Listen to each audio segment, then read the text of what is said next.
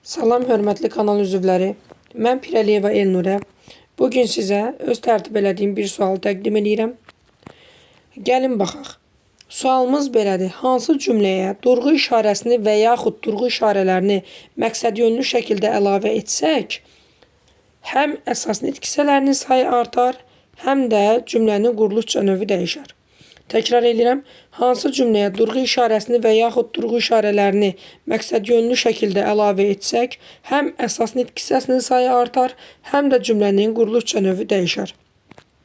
Deməli, bizdən iki şey istəyir. Həm əsas nitq hissələrinin sayı artsın, həm də cümlənin quruluşca növü dəyişsin. Məsələn, sadə cümlədirsə mürəkkəb olsun və yaxud mürəkkəb cümlədirsə sadə olsun və s.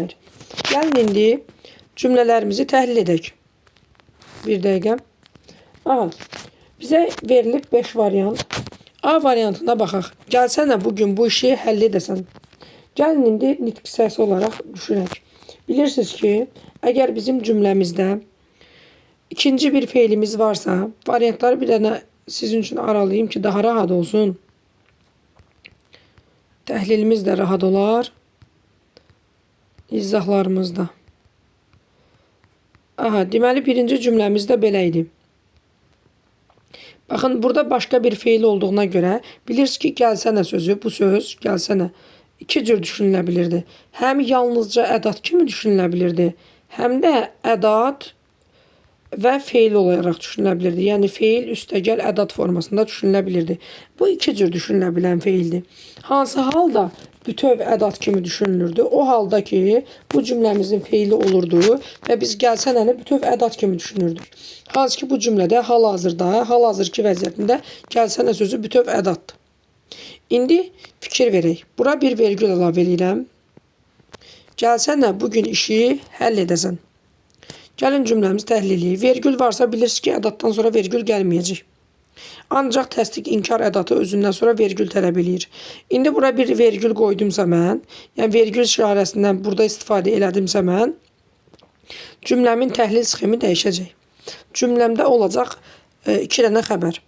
Gəlsənə sözü, məsələn, deyək Əli, gəlsənə, yəni Əli gəl və sən bu işi həll et. Sən gəl, sən bugün işi həll edəsən. Yəni, hər ikisi eyni mübtədəyə aiddir, düzdürmü?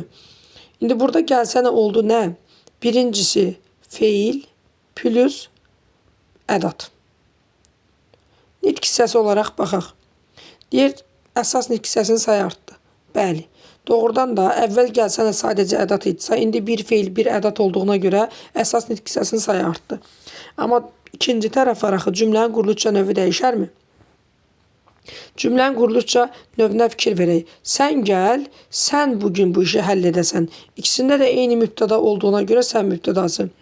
Və tabeli mürəkkəb cümlə olmadığına görə biz bunu tabesiz mürəkkəb cümlədə götürə bilməyəcəyik. Bu həmcins xəbərli sadə cümlə olacaq. Bu olacaq nə? Sadə cümlə. Yenə bayaq da sadə cümlə idi, vergüldən əvvəl. Ona görə hal-hazırda da sadə cümlədir. Baxın, fikir verin. Vergülü sildim də sadə cümlədir, vergülü əlavə elədim də sadə cümlədir. Deməli, birinci hissəni ödəsə də, ikinci hissəni ödəmədi. Bunu sildik. Keçirik B variantına. B variantında burada vergül də qoya bilərəm, vergülü götürə də bilərəm. Tam vergülsüz o məktəbə yola düşdü. Hansı məktəbə? O olur işarə əvəzliyi. Vergülü qoyuram, olur o, kim o? Məktəbə yola düşdü, olur şəxs əvəzliyi. Bu cümlədə nitq hissəsinin sayında artım olurmu? Xeyr. Elə o bayaq da əvəzli idi, indi də əvəzli idi. Sadəcə bayaq işarə əvəzli idi, indi isə şəxs əvəzli idi. Düzdürmü? Yəni sadəcə əvəzliyin məna növü dəyişdi. Əgər sualda soruşulsaydı ki, vergüldən və ya durğu işarələrindən asılı olaraq cümlədə əvəzliyin məna növü dəyişir, bəli, siz bu variantı götürə bilərsiniz, amma bu halda götürə bilmirik. Bunu sildik. Yəni B variantı da artıq bizim cavabımız deyil. İndi isə sıra keçdi C variantına. Baxın, burada C variantında ehtiyatlı olun. C variantında bir məsələ var. Bizim testimizin yuxarı hissəsi nə deyir? Yəni biraz diqqət lazımdır. Deyir ki, durğu işarələrini məqsədyönlü şəkildə əlavə etsək. Əlavə etmək nədir? Yəni artırmaq. İndi C variantına baxaq.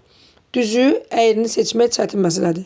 Və burada onsuz da modal söz kimi düşünə bilərik düzünü bir dəfə. Düzdürmü? Yəni düzü, doğrusu, əyrini seçmək çətin məsələdir. Bir də əsas nitq hissəsi kimi düşünə bilərik. Sifət kimi. Modal, bu da sifət. Yəni düzü və yaxud da əyrini seçməyi çətin məsələdir. Amma burada şərt olaraq bizim şərtimiz ödənmir. Çünki biz bura hansısa durğu işarələrini əlavə edə bilmirik. Onsuz da burada durğu işarəsi var. Və bu sadəcə durğu işarəsindən asılı olmadan da düzü sözü həm burada modal söz, həm sifət ola bilir.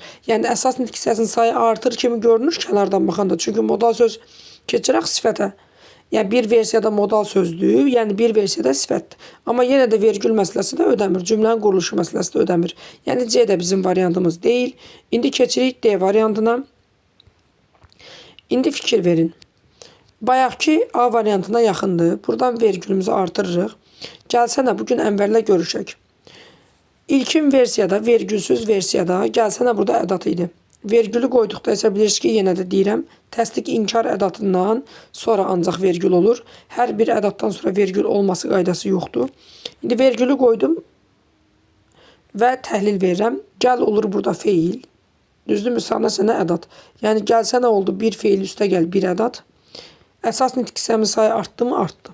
Çünki bir feilim artdı. Feil də əsas nitq hissəsi sayı artdı. İndi cümlənin quruluşuna baxaq. Sən gəl.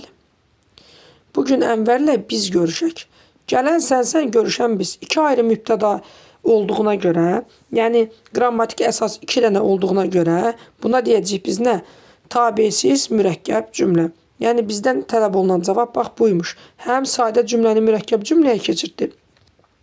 Həm də uşaqlar fikir verdiniz də feil olaraq nitq hissəsinin sayı artdı. İndi E-yə baxaq. Azər kitabı tapa bildiyi. Bax bu Azərdən sonra vergül qoysam, xitab kimi də düşünülə bilər. Azər tutam kimsə, Əli, Vəli və ya Pirvəli kitabı tapa bildiyi Azər olar xitab düzdür. Təbii ki, əsas nitq hissəsinin sayı artmayacaq burada. Azər onsuz da isim idi. Və cümlənin quruluşu da dəyişməyəcək. Sadəcə vergülə görə mövqeyini izah edirəm. Vergül olmasa da olur. Azər kitabı tapa bildiyi. Kimdənsə soruşuruq ki, yəni Azər adında bir kəs kitabı tapa bildi mi? Bu test tipi uşaqlar görürsünüz ki, nisbətən fərqlidir. Və bu test tipin izahını çalışdım ki, sizə hər tərəfli formada bütün variantlar üzərində başa salmağa çalışım. Yenə də kiməsə qaranlıq bir məqam qalarsa, öz fikrinizi rəydə bildirərsiniz. Sağ olun, salamat qalın.